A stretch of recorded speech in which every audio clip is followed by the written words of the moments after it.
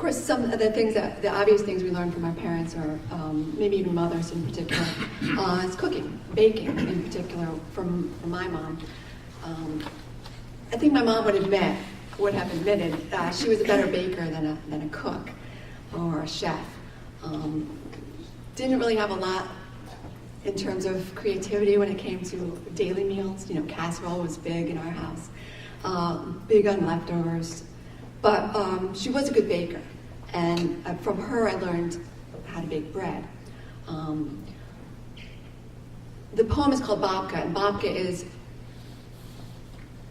traditionally served generally at holidays, I would say. It's a sweeter bread. We used to have it at Easter, so it was special when we made it. She taught me how to do it, and this poem is about that, babka. I eat the bread with raisins and some butter, remembering how I first learned to knead it.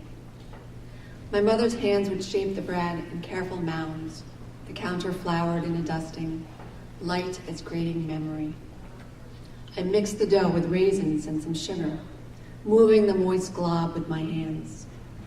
She'd warned me not to knead too gently. Her hands would show me how the bread should give and tug like elastic, then surrender.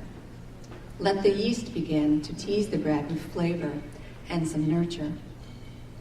As we stand in the kitchen, light streaming in, the heat takes over with deft precision.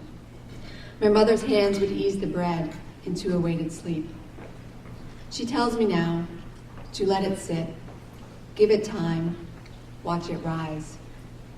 I eat the bread with raisins and some butter. I long to see her hands rising in my own.